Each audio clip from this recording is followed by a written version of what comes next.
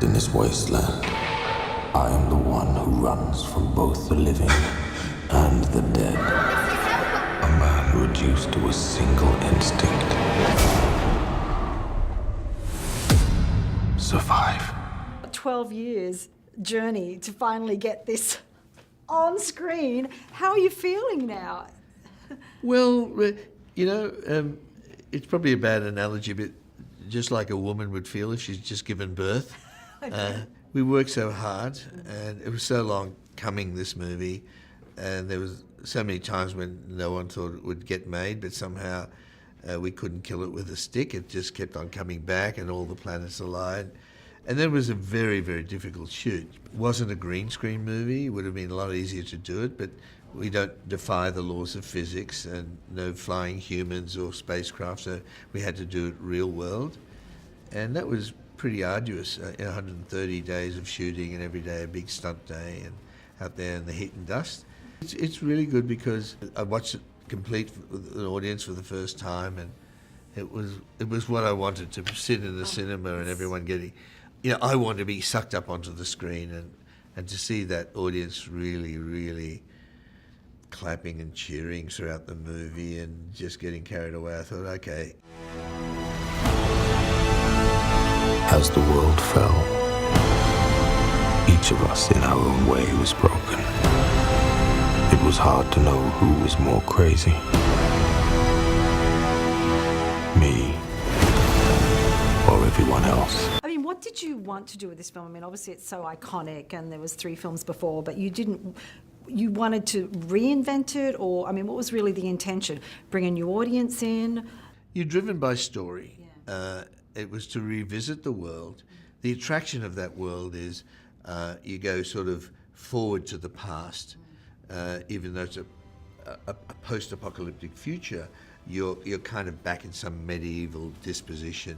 So these stories are very allegorical, and they're timeless in a way. They're like the American Western or the wanderer in the wasteland looking for meaning.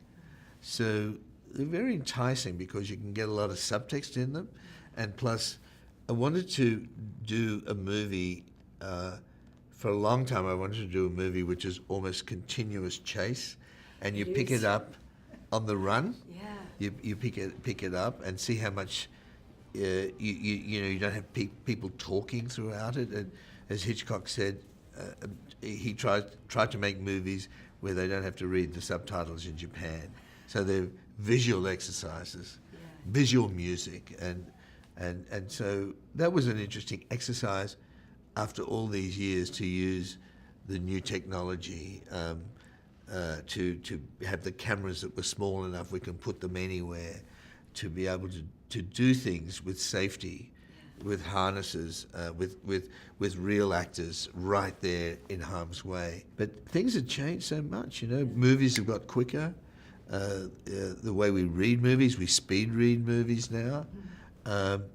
And just the technology, when we were doing Mad Max 2, it took us a week to see our rushes, a week. Now you can see them instantly and many cameras. So a lot had changed. It was exciting to go back. We have to talk about your Max, which is Tom Hardy. I know many people contemplated over the years, and even Mel Gibson at one point. So what makes him a great Mad Max? He's daring, but most of all, when he walked in the room, he felt like Mel Gibson 30 years before. Tom was 6 weeks old when we shot the first Mad Max, but he had that same, immediate lovability about him, and also there's that quality of danger. There's a lot of stuff going on. There's almost about volcanic quality, and for a laconic character who basically is still most of the movie or doing something, but there's no recreational talk in this movie, in this world. You want someone who there's a lot going on inside. I think he says about 40 lines, and it takes about the first 20 minutes to say one word, water.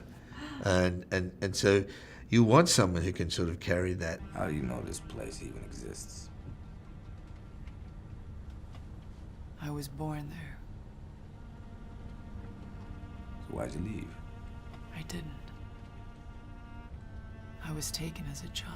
I love the feminine because Stone. there's such a strong female character in this, and that's what I loved as well. Yeah, that came out of the story. There were 5 wives escaping the wasteland, and also way back in Mad Max 2, Virginia Hay played a warrior woman. I was always intrigued by that character. She got killed off in the final chase. Plus to see a female road warrior alongside a male one was very interesting.